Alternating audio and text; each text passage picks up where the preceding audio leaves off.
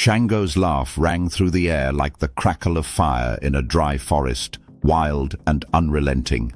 Amadioha kept his stance firm, his eyes sharp, watching every subtle movement of his opponent. Shango's smile grew wider, an unsettling grin that spoke of both excitement and mischief. "Interesting," Shango said, his voice laced with amusement. "You're fast, faster than anyone I've fought in centuries. But it's not just speed, is it? It's that you see things before they happen. You saw my kick like it was moving in slow motion." Amadioha remained silent, his expression unreadable. Shango chuckled, rolling his shoulders.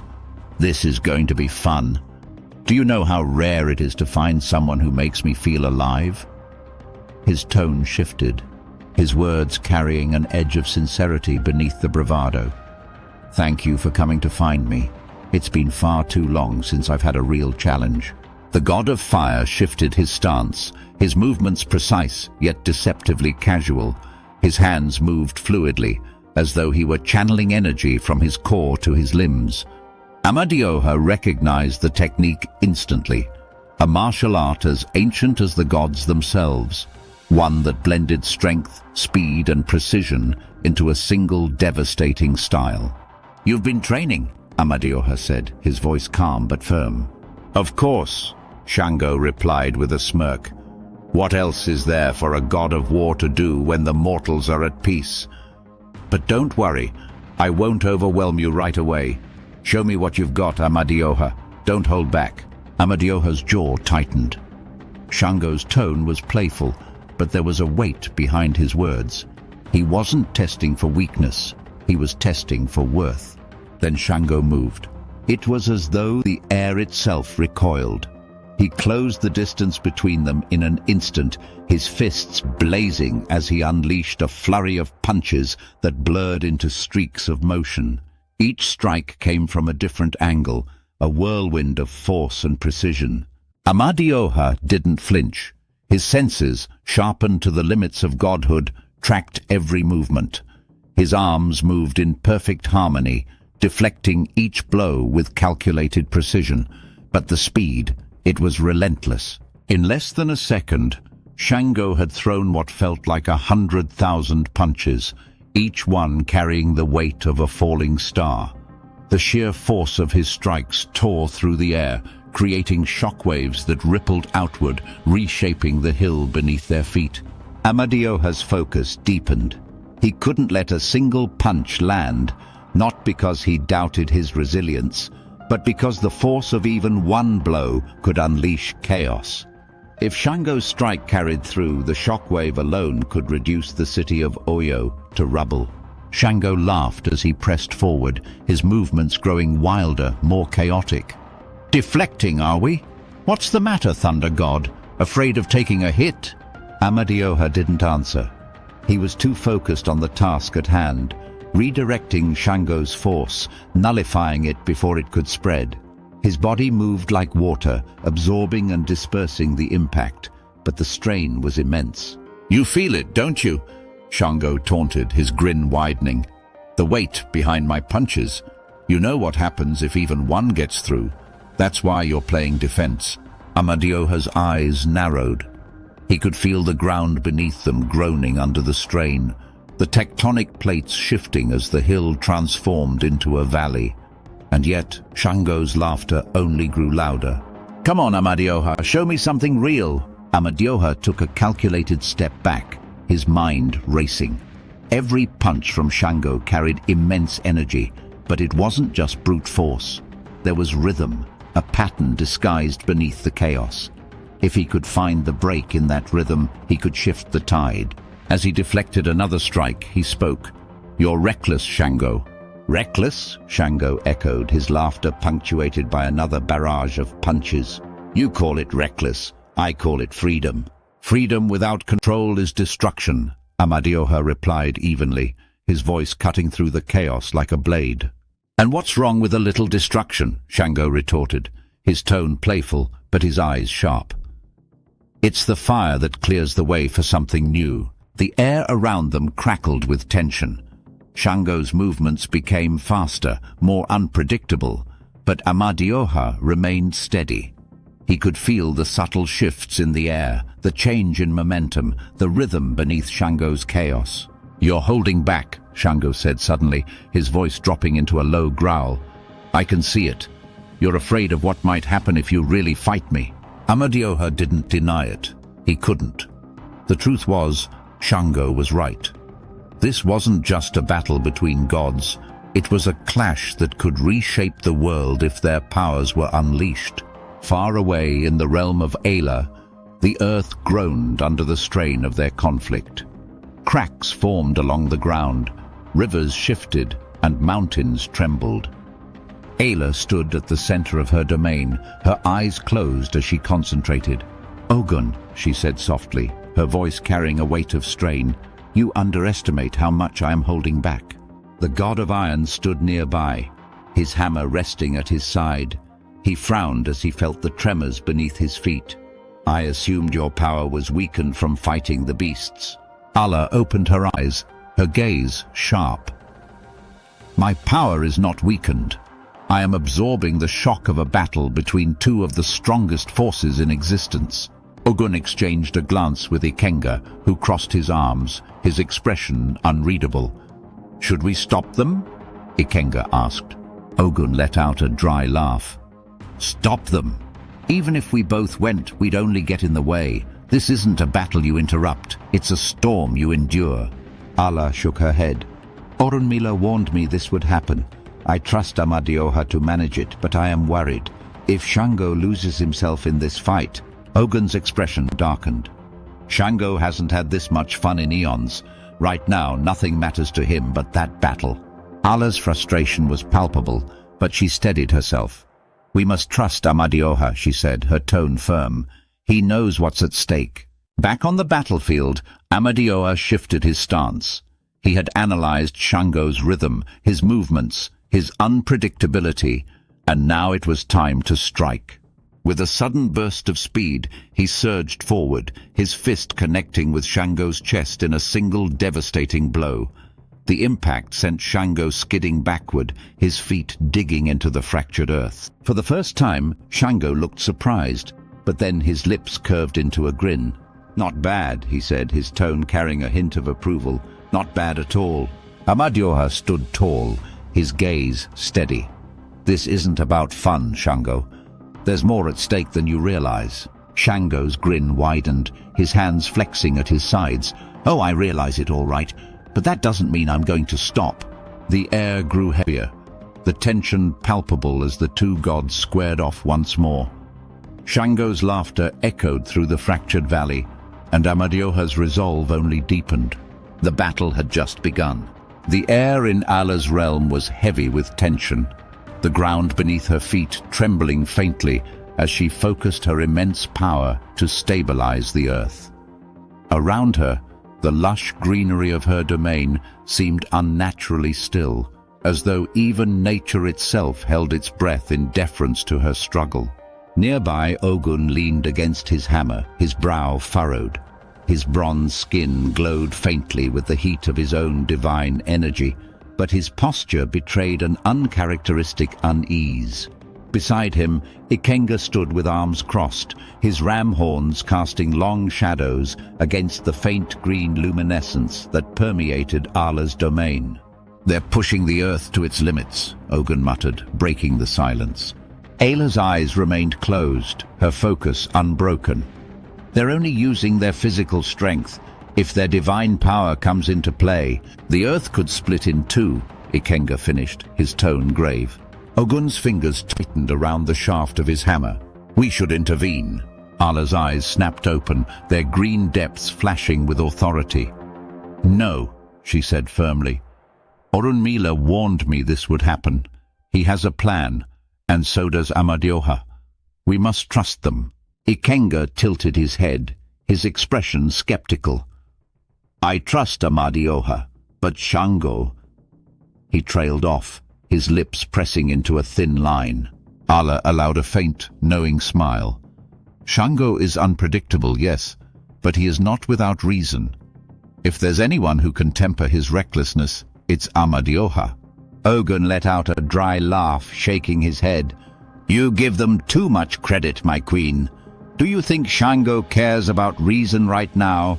He's finally found someone who can match him. A challenge he's been craving for centuries. He won't stop until he's satisfied. And that's exactly why we don't interfere, Ala replied. She turned her gaze to the captured beast bound within her vines, its form twitching faintly as the fragment of the orb pulsed within its core. Our focus should be here. Ogun stepped closer to the restrained creature, his hammer glowing faintly as he examined it. The beast's body, now stripped of its earlier ferocity, seemed almost lifeless, though its core continued to emit a sinister energy. This thing, Ogun muttered, running a hand along the edge of his hammer. It's not just a beast. It's something far worse. It's a fragment, Ala said, her voice soft but laden with meaning. Ikenga frowned, stepping forward. A fragment of the orb? Yes, Ala confirmed. This creature is not merely carrying a fragment, it is the fragment, given form. The orb's energy has shaped it, molded it into a weapon. Ogun's jaw tightened. If that's true, then destroying it won't be enough. The energy will persist, seeking a new form. We have to deactivate it. And contain it, Ikenga added, his voice firm. Ala nodded, her vines tightening around the beast. I've called for one of my best to assist us. If we can neutralize this fragment and study it, we may uncover the trickster's plans. Ogun's gaze flicked toward her. One of your best? Ala smiled faintly. You'll see soon enough. For a moment, silence settled over them, broken only by the faint hum of energy emanating from the restrained beast. Then Ikenga spoke, his tone lighter, but no less serious. Is this why your realm has been so unstable? Ala sighed, her shoulders relaxing slightly. Yes, the earth itself reacts to their battle. I've been absorbing the shockwaves to prevent widespread disaster. Ogun's expression shifted to one of faint regret. And here I thought your power had waned after fighting those beasts. I underestimated you, Queen Ala. He inclined his head respectfully. You've been holding the earth together while they fight. Even I have limits, Ala said, her voice tinged with weariness. This is only their physical strength, Ogun. If they start using their divine power, they'll break the earth, Ikenga said grimly. Ogun let out a low chuckle, shaking his head. Do you think we could stop them if it came to that? Ikenga raised an eyebrow. Do you? Ogun grinned, though it lacked his usual confidence. I've fought side by side with you in wars, Ikenga. I know how strong you are. But those two? Together? He let out a low whistle. Even if we went, we'd be lucky to last a minute. Ikenga didn't laugh. His gaze was fixed on the horizon, his mind turning over the possibilities. Then what do we do? Ala stepped forward, her presence commanding. We trust Orunmila's plan, and we trust Amadioha. He knows what's at stake. And Shango? Ogun asked, his tone skeptical. Ala's lips curved into a faint smile. Shango may not care for the consequences, but he does care for a good fight. Right now nothing matters to him except the battle, but even he knows the limits of this world. Ogun exhaled, shaking his head. Let's hope you're right, Queen, because if you're not... He trailed off, letting the weight of his unspoken words hang in the air. Ala turned her gaze back to the restrained beast, her expression hardening. For now, focus on this. The battle will end soon, but this war is just beginning. Amadioha's fist had left its mark. Shango's crimson armor gleamed under the fading sunlight, a faint scorch mark visible on his chest where the blow had landed. But rather than anger or pain, his expression was one of exhilaration. His grin widened, and his fiery eyes burned brighter. Finally, Shango said, rolling his shoulders. A god who knows how to strike. I've been waiting for this. Amadioha didn't respond. He stood firm, his breathing steady, his body poised for the next exchange. His mind raced as he assessed the situation. The cratered ground beneath them bore testament to the sheer force of their clash. Oyo lay far below, its people blissfully unaware of how close they stood to annihilation. This couldn't go on. Amadioha tightened his fists. He needed to end this, or at least control it. His strength and speed were his greatest assets, but Shango's unpredictability made every move a gamble. Shango tilted his head, his grin softening into something almost contemplative. "You're holding back again. I can see it in your stance. You're calculating, trying to decide how far to go without breaking something important." "And you're not," Amadioha replied evenly. Shango laughed, the sound echoing like rolling thunder. "Of course not. Restraint isn't my style. A real fight is like fire. It burns everything in its path." "And leaves nothing but ash," Amadioha countered. Shango's grin widened. "Exactly. Now show me more, Thunderer. Or are you afraid of what I might become?" The words struck a chord. Shango wasn't just provoking him. He was testing him, pushing him to the edge, waiting to see if he would leap. "Fine," Amadioha thought, "if that's what you want." In an instant, he surged forward, his speed blurring his form as he closed the gap between them. Shango barely had time to react before Amadioha's fist connected with his side, the force sending him skidding across the fractured ground. Shango twisted mid-air, landing on his feet with a laugh. "There it is! That's what I'm talking about!" Without missing a beat, Shango retaliated, launching himself at Amadioha with a burst of speed that matched his own. Their fists met mid-air, the impact creating a shockwave that rippled through the sky and sent tremors across the earth. In Ayla's realm, the goddess winced, her vines tightening around the ground as she absorbed the strain. "They're escalating," Ikenga said grimly. Ogun shook his head, his grip on his hammer tightening. "They're only just getting started." Back on the battlefield, the two gods moved faster than mortal eyes could follow, their forms blurring as they exchanged blows. Each strike was a calculated masterpiece, Shango's raw strength and unpredictability clashing against Amadioha's precision and speed. The hill they fought on was unrecognizable, now a deep valley carved by the force of their battle. Shango launched a roundhouse kick that sliced through the air like a blade, but Amadioha ducked, countering with an uppercut that sent Shango reeling. "You're better than I expected," Shango admitted, his voice laced with admiration. "Most gods crumble after the first exchange, but you're keeping up." "I'm not just keeping up," Amadioha replied, his voice calm but firm. "I'm ahead." Shango laughed again, shaking the dust from his hair. "Big words, Thunderer. Let's see if you can back them up." He moved again, faster this time, his body a blur of crimson and flame. Amadioha met him head-on, their fists clashing with a force that sent arcs of energy crackling through the air. But as the battle raged on, Amadioha began to notice something. Shango was adapting. His movements, once wild and unpredictable, were becoming sharper, more refined. He was learning, reading Amadioha's patterns, adjusting his attacks to counter them. "This is why Orunmila warned me," Amadioha thought. "Shango's greatest strength isn't his power, it's his ability to grow." Far below, the city of Oyo trembled.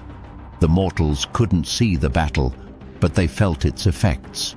The air grew heavy, the winds grew fierce, and the ground beneath their feet vibrated with the force of gods clashing above. Amadioha gritted his teeth.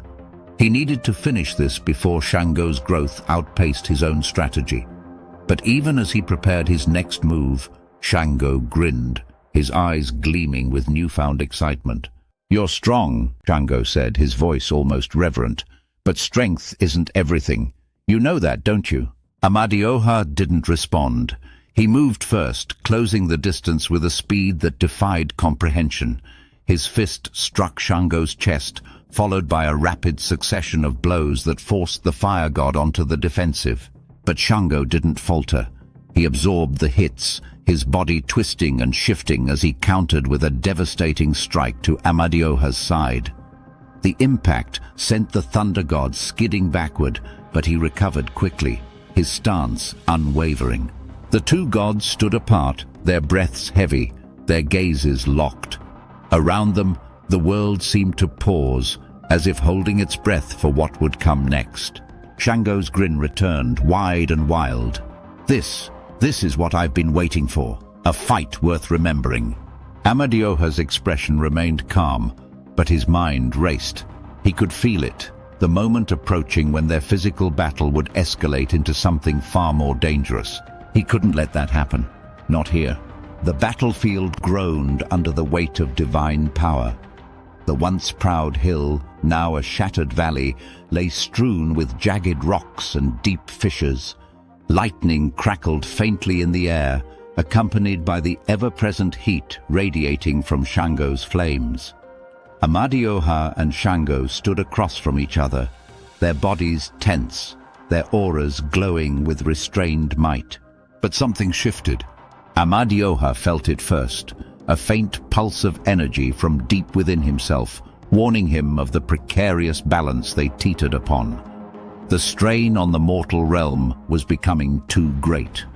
Ayla's stabilizing influence could only do so much. Shango tilted his head, sensing it as well. His grin widened, unbothered by the implications. "You feel it, don't you?" he said, his voice a mixture of exhilaration and defiance. "This world is shaking under us. You're afraid it'll break." Amadioha's jaw tightened. "And you're not afraid?" Shango laughed, the sound echoing like the crack of a whip. "Why should I be? This is what gods are meant for, isn't it? To push the limits, to shake the heavens and the earth. Let the mortals feel our power." "This isn't about us," Amadioha said sharply. "If we keep this up, Oyo will crumble. The people will suffer." Shango shrugged, his fiery aura flaring slightly. "That's the price of greatness, Thunderer. They'll rebuild." Amadioha's eyes narrowed, the faintest flicker of white lightning sparking around his fists. "You don't believe that?" Shango's grin faltered for a moment, replaced by something deeper, a flicker of thought, of introspection. But it was gone as quickly as it had appeared. "Enough talk," Shango said, his tone lighter but no less commanding. "Let's finish this." Amadioha sighed, his mind racing. He had one shot, one chance to end this before their powers spiraled out of control. His thoughts drifted to Orunmila's words. "If it comes to it, teleport both of you to Akaru. The mortal realm cannot withstand the full force of your clash." Akaru. The name carried weight even among gods. It was a planet unlike any other, forged at the dawn of creation as a sanctuary and battleground for divine conflicts.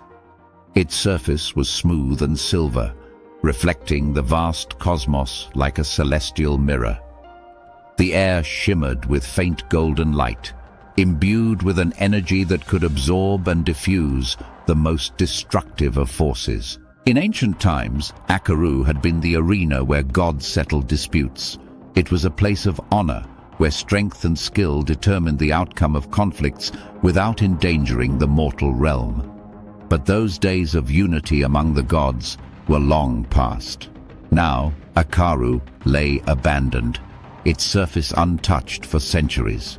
Amadioha knew the choice before him. The fight couldn't end here, not in Oyo. If he didn't act now, the consequences would be catastrophic.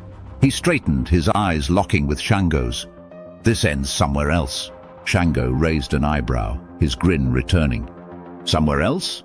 You think you can run from this fight?" "No," Amadioha said firmly. "I'm taking you to Akaru." Shango blinked, his amusement giving way to curiosity. "Akaru? That old arena?" He laughed, the sound filled with genuine delight. "I haven't fought there in ages." "You're full of surprises, Thunderer." Amadioha didn't wait for further commentary.